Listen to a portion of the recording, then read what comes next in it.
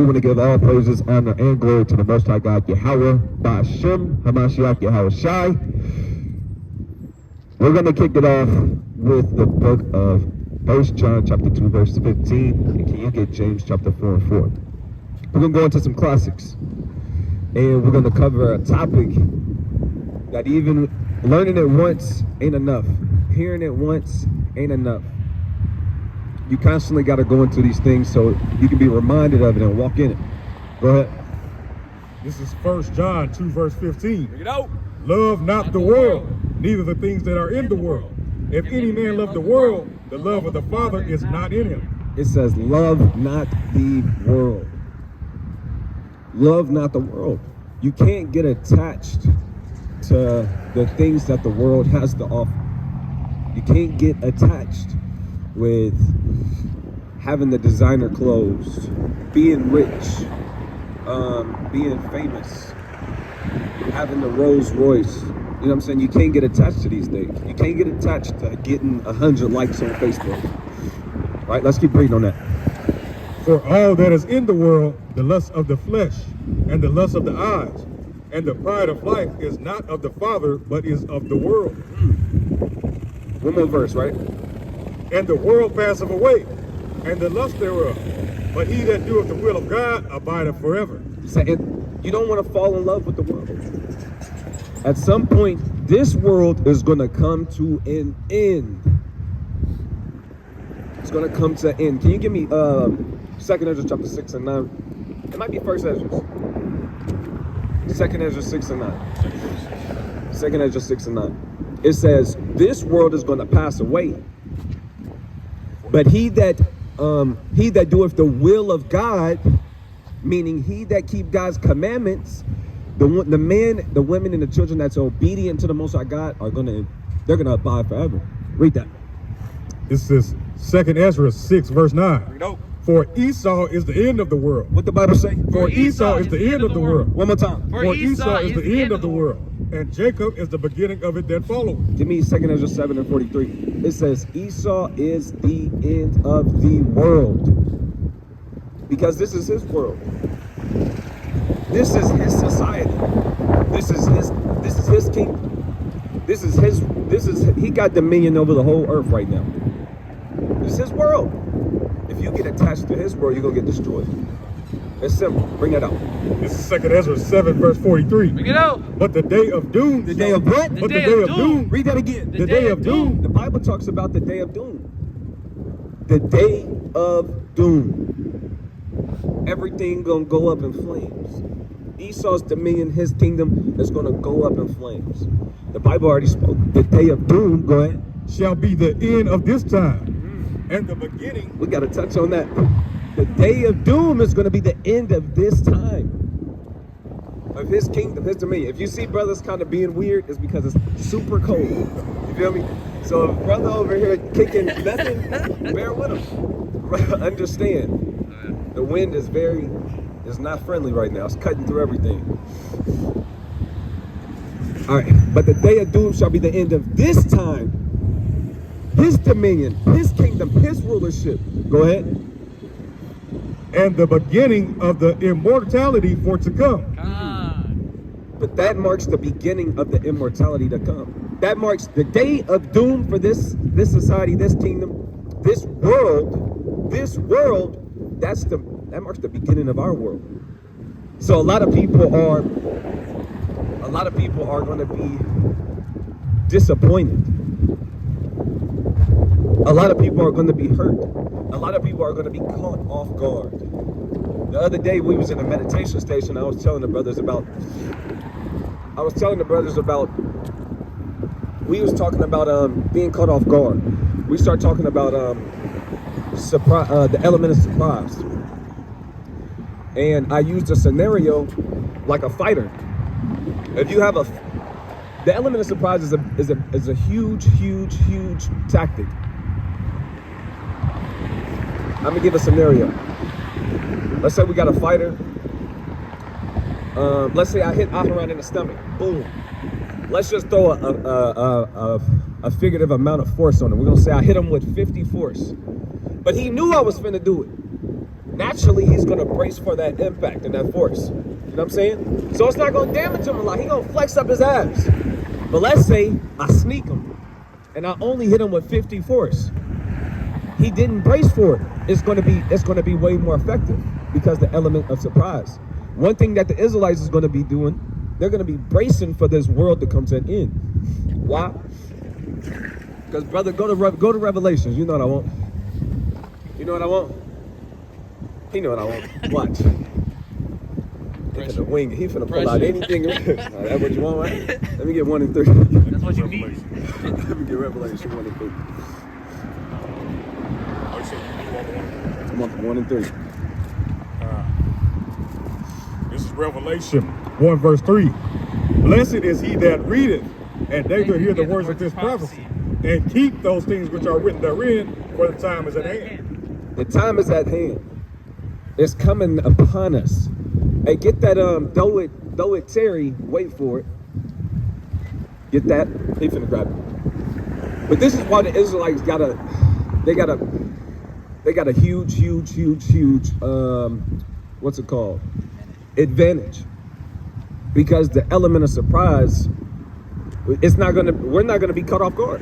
We see the prophecies. Brothers meditating in the words. Brothers meditating in prophecies. Brothers are aware of those things. This kind of awareness is going to save us. A lot of people are going to be destroyed mentally before they die.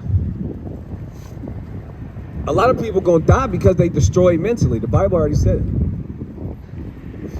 It says you are destroyed for a lack of what? Knowledge.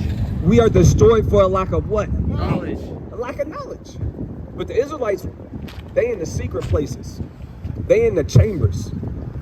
They meditating in the law, statutes, and commandments. Brothers chewing the cud. See that? You got to come to class. Brothers chewing the cud. They digesting the food. They digesting the words. You see what I'm saying? They drinking the water. They drinking the milk. They eating of the honey. How was I breaking them bread off? This is the difference between the Israelites and the rest of the world. That's right. They're not gonna be cut off guard. But your average American, finished, done, not gonna stand a chance. Mentally, no fortitude, and they're being destroyed day in and day out, week in, week out, month by month, year by year, being indoctrinated, being consumed, getting shipped away out. Let's get that.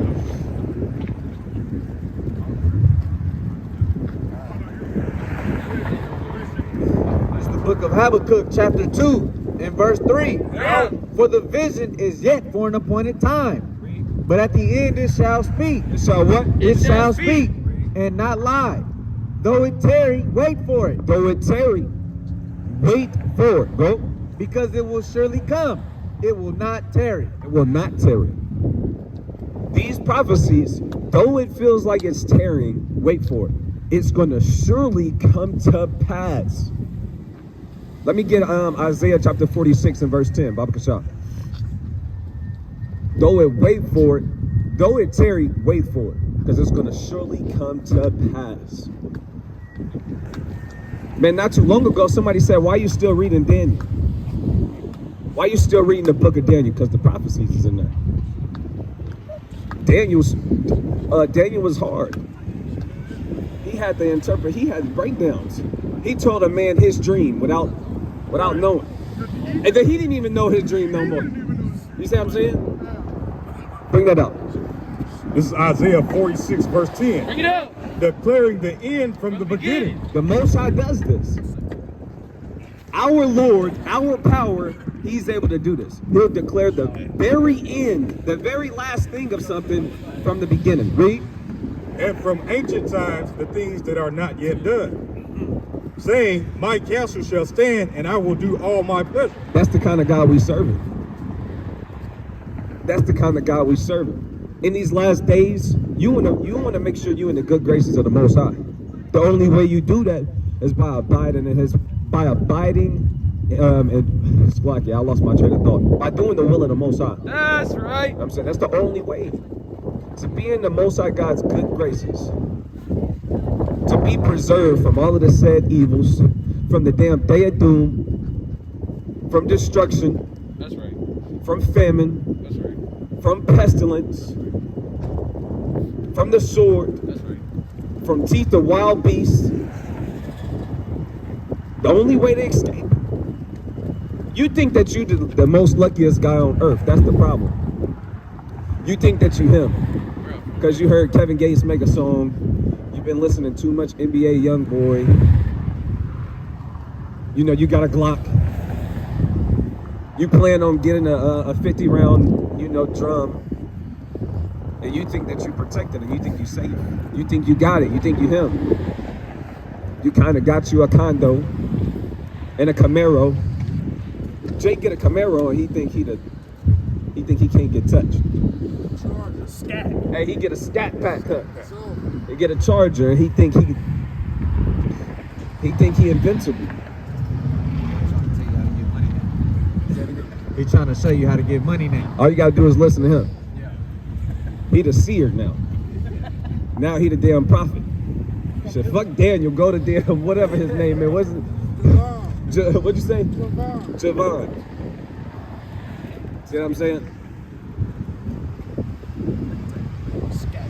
Ray get the damn Charger and he trying to tell you how to get your money up. The problem with that is, let me get Proverbs 11:4, man.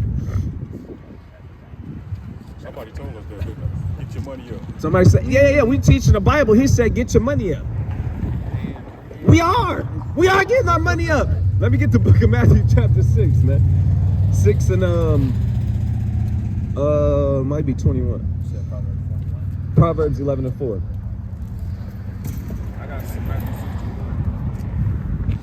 6. Proverbs 11:4. No. Riches profit not in the day of wrath. That's what it says. Say it again. Riches profit not in the day of wrath. Riches don't profit in the day of wrath. Whose wrath? The Most High God's wrath. That's right. Riches ain't gonna save you. You think you finna be able to save yourself with money in these days? No, the dollar's gonna fail. A $20 bill, a $100 bill, a $50 bill, a stack of, you can have a wad of cash. In those days, a damn apple gonna be worth more. In those days, some bread gonna be worth more. You can have $5,000 in cash. And he gonna have a damn can of chicken noodle soup. A can of chicken noodle soup. And it's gonna be more valuable. What you gonna do? What you gonna do? You can have $5 million somewhere in different bank accounts, in your stocks, in crypto. But what you gonna do when you get the damn pestilence? When you get the sickness, and you can't pull up to the hospital, and you can't get to the pharmacies, you can't take your damn daughter to the ER in those days. What are you gonna do? Who are you gonna rely on? Money not gonna save you. Money not gonna save you. What you gonna do? So like I was going into last night, like the dude on that movie, he was like, I'm nothing without the internet. Yeah. Hey, if you don't know how to have wisdom, that wisdom is the stability of the time. If you don't have wisdom, everything that you touch is going to crumble because you don't know how to sustain your own life. You don't know how to prosper without the electronics. Because all you want to do is try to stun on your brother and show how big you are with money. Jake whole life. This is Jake whole life. To stun on his brother. Oh, for real. To be better than his brother. To look harder than his brother. To have more money than his brother. What you gonna do when money don't matter no more? Your whole life you thought money was the most important thing. What you gonna do when you find out? Your mind gonna be destroyed. You're gonna be in derision, like the Lord say. And you're going to get mocked and laughed to scorn. The Lord going to be a scorner to you. Hey, can I say one more thing? Go ahead. So like, because in that movie, he said that in front of his son. He said, I don't know how to be a man. I'm nothing without the internet. Can you imagine what your son looking at? Like, he looking at you like, Hey, in the movie, his wife was kind of calling the shots. yeah, she was. Yeah. That's some crazy stuff. That's stuff. He ain't nothing without the internet. His son looking at If I'm not mistaken, he was in the passenger seat when they were trying to drive out of town. Am I tripping? No, he was. He ended up back in the car. In the Tesla, yeah. But before, She was driving the boat. they had went to that dude's house because his son's teeth was falling out. Yeah. So they was looking for some antibiotics. Mm-hmm. And he was like, he had him in gunpoint. He's like, this is a different time now. He's like, Yeah. what? We free. Nah, this world came to an end on It's a him different quick. He time didn't even now. know. Yeah. He didn't even know. Yeah. And we got points, we got precepts. Go ahead, Z-Money. 2 Ezra 16, verse 17. Bring it out. This is for anybody that says he's him. This is for 16, verse 17. Woe is me, who will deliver me in those days? So you got niggas that are legit just committing adultery and saying, I'm gonna make it. When you got a righteous man like Ezra saying, Lord, what am I gonna survive that? He said, woe is me. That woe means death and destruction. So if you got righteous men basically concerned about their salvation in that day, how much more us? Hey, he said, who shall deliver me in those days? He need a damn deliverer. He needs somebody who's stronger than him. Jake think he the damn strongest guy out here. We could probably, the next Jake that walked past, we could probably ask him, bro, you think you can whoop me, huh? Hell yeah. Why wouldn't I be able to? Because Jake don't got no sense of humility. Jake got to learn how to humble down and be led. Jake don't know how to be in order. That's why these camps, that's why it's hard to keep camps in order. That's why a lot of people don't grab it. It's a lot of individualites. It's a lot of Israelites who are not in a camp, who are not underneath leadership, who are not in a body. Jake do not want to be in order. He don't want nobody to be over him. Jake don't want to listen. Jake don't like structure. Jake don't like orders. I think this speaker went off. But you got Ezra, he's saying, who's going to deliver me in those days? I need a deliverer. I need a savior. That's right. The prophets, our people, we was always looking for our Messiah.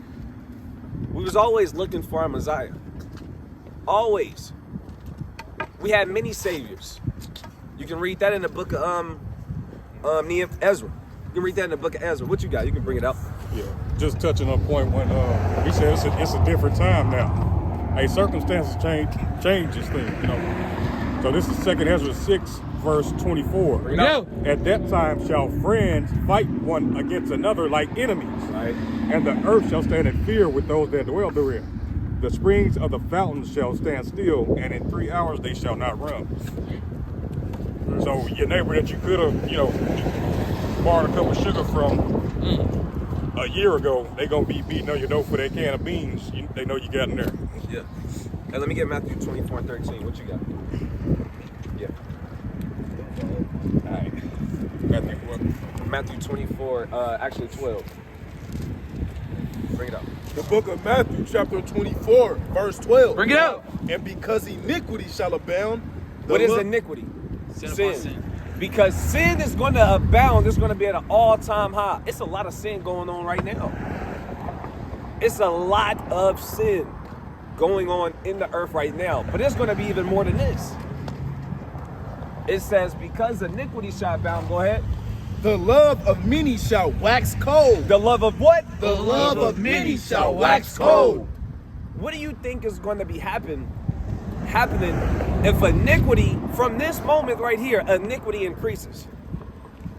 More and more hatred, more and more heartbreaks, more and more betrayal, more and more adultery, more and more rape, more and more, we can keep going. More and more sin, the love of many is going to wax cold. That's a perfect precept to go to piggyback off of the brother's point in 2 Ezra chapter 6. You're going to have friends not being friends no more. You're going to have family Families being destroyed. Neighborhoods being destroyed. Nation against nation. Kingdom against kingdom. Go ahead. Chris for life, Bloods for life, Great for life. That all that shit, when shit hits the fan, that goes out the door. You know what I'm saying? It's just the vows that we make now, like, oh, I'll die for my brothers. Without, I'm not. Y'all know more about it than me, that gang life. But I'm saying, like, how the shift in the earth is gonna be is something that we never seen before. No, there's no loyalty. I'm about to say. Right now. Talk on it. Talk it enough. The loyalty already gone, man. It's already wax cold already. Already. Yeah. A brother is yeah. And he said a good proverb. There's no honor amongst thieves. How much more in the last days? The last of the last days. How much more?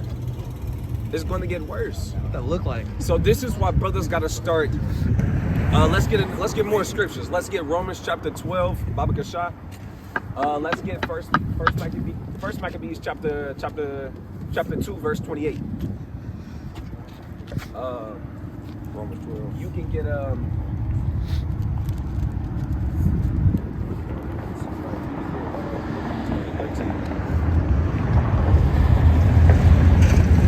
bring it up. 12 and 1. 2. This is Romans 12 verse 2. Bring it up. And be not conformed to this world, And be not conformed, meaning don't let the world change you. Go ahead. but be ye transformed by the renewing of your mind. So you got to actually let the Most High God change you.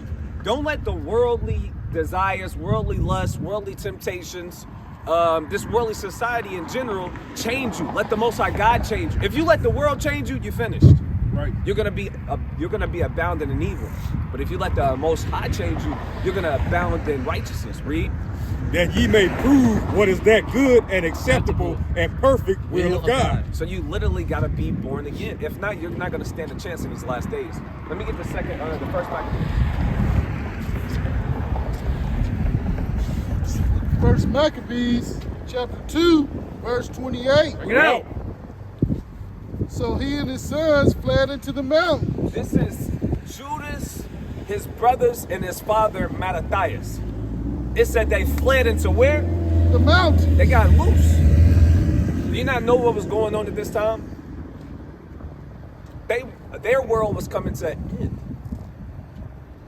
We in our land, trying to obey the Most High God's law, statutes, and commandments. Then you had our enemies come upon us. You have destruction coming, right? We fled into the mountains, but there's another key point I want to read about. Go ahead. And left all they had ever had in the city. This is what the righteous brothers was doing. When hell is finna happen, when shit hit the fan, when all kind of evils is finna happen, when destruction came to their doorstep, these brothers then what? Fled into the mountains. Read. And left all that ever they had in the city. They left everything. They left everything. They dropped everything. All of the possessions that they had, they let. Jake don't even own nothing no more. Jake don't really got land in the city. Jake don't own his house.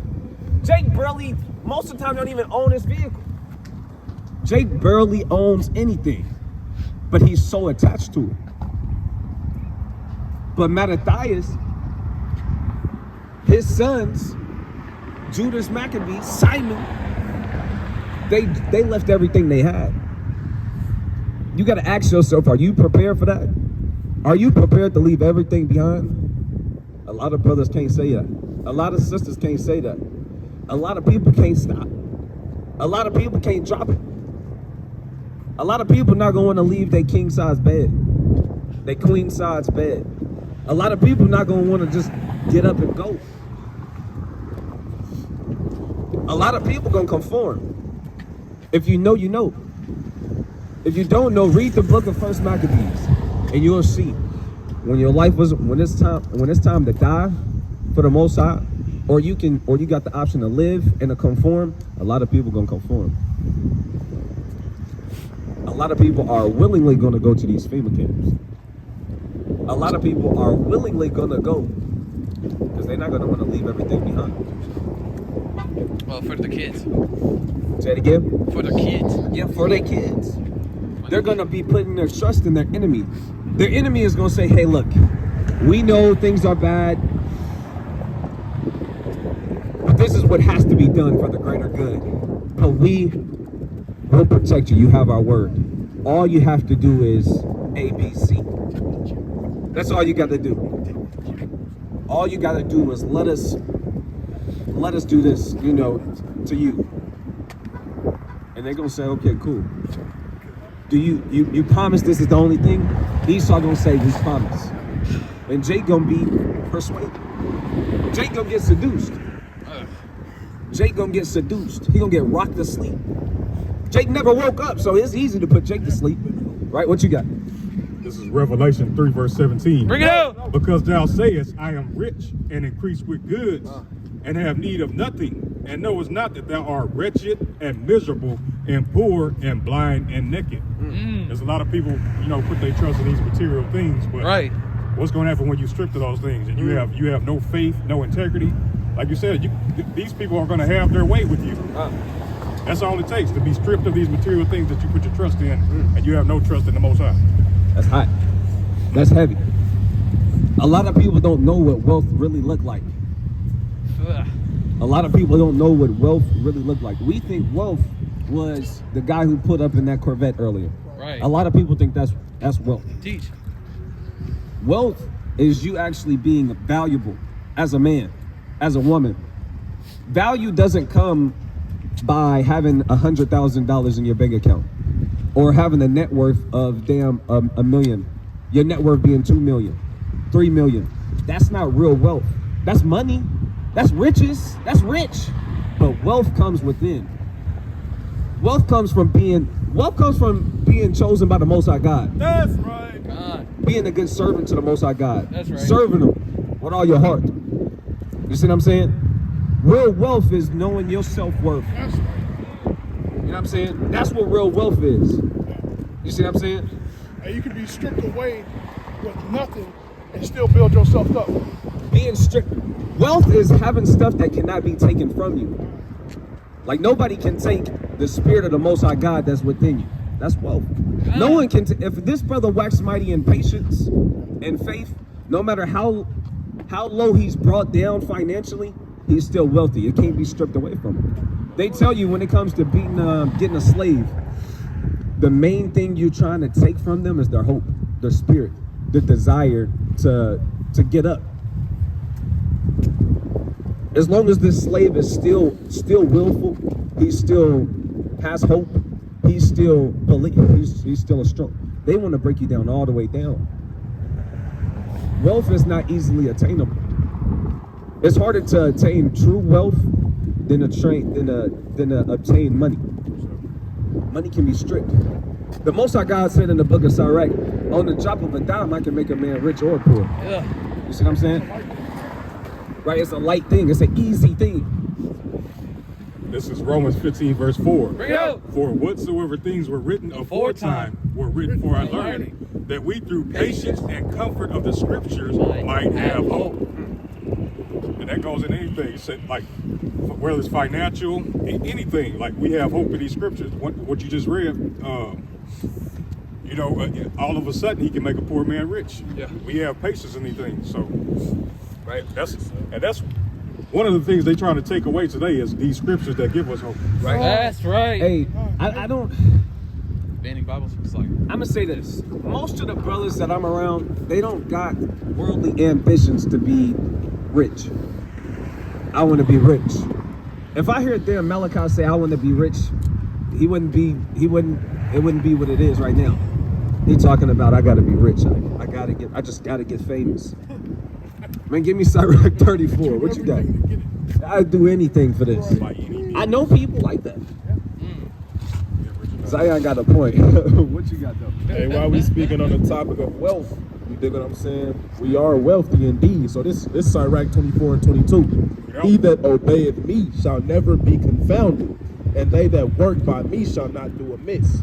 All these things are the book of the covenant of the Most High God, even the law which Moses commanded for an heritage unto the congregations of Jacob. So in a similar fashion, you got these wealthy heathens. They leave down an inheritance to their children. They might leave them some land, a house, some money, so on and so forth. The Most High God gave us a law and a heritage. He gave us wisdom and life. The book of the commandments of God. That's our heritage and that's our wealth. That's something they can't take away. That's something we can pass down to our children, so on and so forth. We are wealthy. It's not easy to take a man's knowledge. It's not easy to take a man's wisdom. It's not easy to take a man's discretion. It's not, you can't take if a man got experiences passed down from generation to generation, forefathers and forefathers and forefathers, information, years and years and years, centuries, millenniums of information passed down to him, that man is rich. Right. And that's exactly what the Israelites was enriched with. Right? Let me get James 2 and 5. You said you still got a point? One of y'all brothers? Yeah. So, hey, because You get the hope, he brought out, through patience and comfort of the scriptures, we might have hope. So, one of the things they tried to do was take away our hope from the scriptures and what y'all going into. Like, they made what's called a slave Bible. right. So that we wouldn't rebel against the slave master. So we wouldn't have hope to come back together to Zephaniah 2 and 1. We wouldn't have hope. And what y'all going into is beautiful because we see them trying to, they have taken away our hope. A lot of our people walking around without hope. They've been defeated. They've been conquered. They've been ruled over. And that's what a colonized mind is. That's why we do have two types of minds. We have the Western mind and the mind of the Bible, which is the Eastern mind. So we know what pleases the Most High God, and we can relate to the people as well. Right. And that's all I was gonna say. I have to be rich. I have to get money. I have to do these. That Western mindset that he said, that's a poor mindset. Right. Like that's a horrible mindset to have. I got a lesson about that. Don't worry about that. Hey, me and Malachi, we be meditating, and we came across a video, and the dude said something real powerful. He said, what did he say about the desires? He said, the cheaper your desires, the richer you are. And he also said, the cheaper your desires, the richer you are. Okay. and this is coming up in one of my new videos, so don't hate, don't covet. Hey, this free game, man, it's love. But he said, to be wealthy is to be content with what you have, and to be poor is to be coveting after things that you don't have. They don't get it. Coming soon. I need a breakdown. There's a scripture. Coming soon. It said, content with. It's content with. 1 Timothy You got 6 and it. 7. Bring it out. But we finna grab these real quick, but we'll jump back to that point. But be looking for the brother lesson. Right. That's right. This is Revelation 2 verse 9. Bring it out. I know thy works and tribulation and poverty, but thou art rich. But what? But thou art rich. But what? But thou art rich. But what? But thou art rich. But what? But thou art rich. And I know the blasphemy of them which say they are Jews and are not, but are the synagogue of Satan. Look, now, I don't got the chain on. I don't got the Balenciagas. Hey, you see these boots? Walmart. Right. You hear me? But we rich. Wax and mighty. All right, let's get that in James.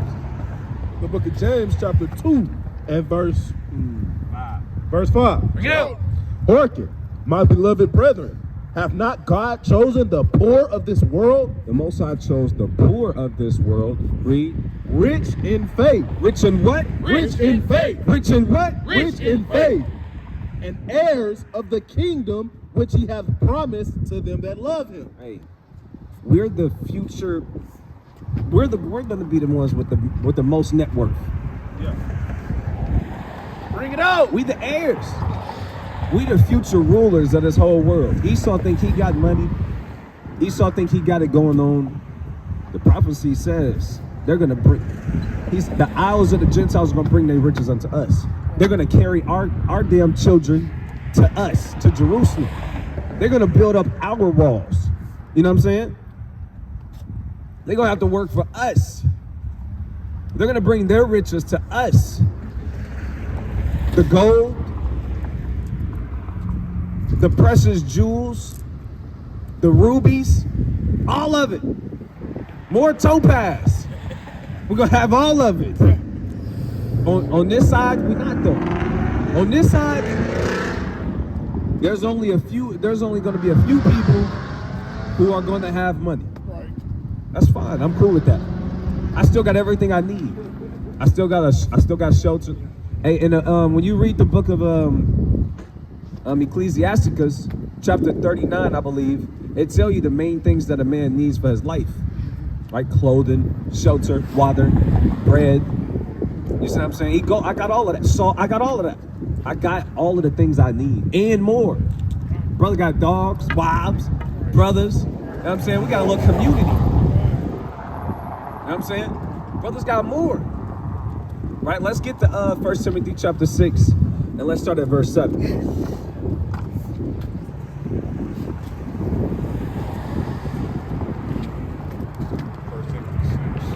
1 Timothy chapter 6.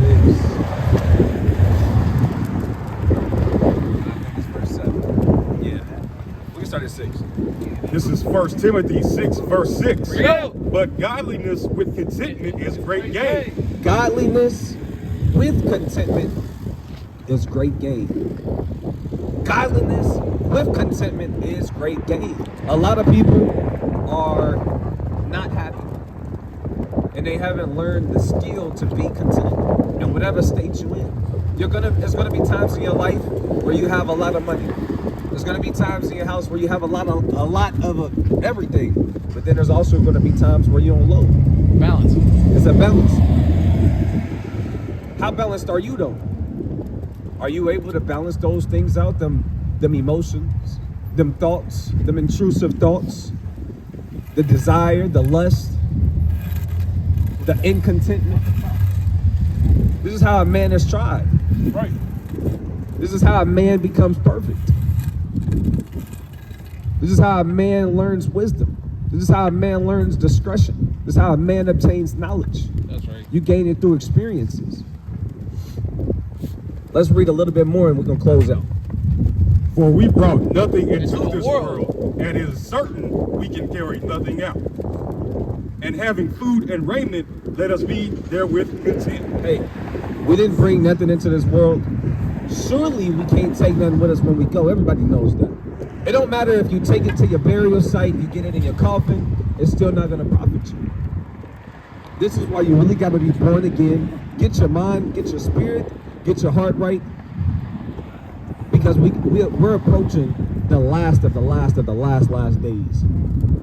And if you're not prepared, if you're not mentally, spiritually, emotionally prepared, you're going to be caught off guard. And the strike, the destruction, the wrath of the Most High God, if that catch you off guard, you're not going to be able to come back. You're not going to be able to bounce back. There's not going to be enough rehabilitation that a man can have to bounce back from that kind of blow. You know how long this brother been in the truth? Preparing for these days, preparing mentally for these times, preparing brothers for these times.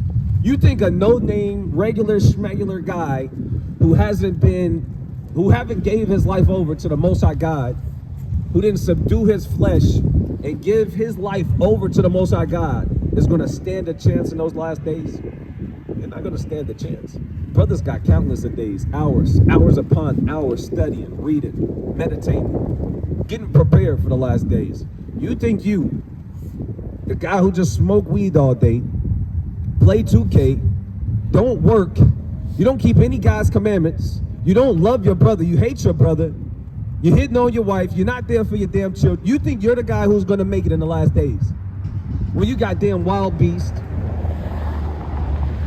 you got pestilence, sickness, famine. damn near don't know your left hand from your right hand. And you're the guy who gonna make it in the last days. This is a warning for the brothers, man. Get your spirit right, get your head on tight, and take a deep dive in these scriptures, man. Abide in them labors. Get your wisdom, get your knowledge, and get your understanding. And with that, we're gonna give all praises, honor, and glory to the Most High God, Yahweh, Ba'ashem, Hamashiach, Yahweh Shah, Shalom.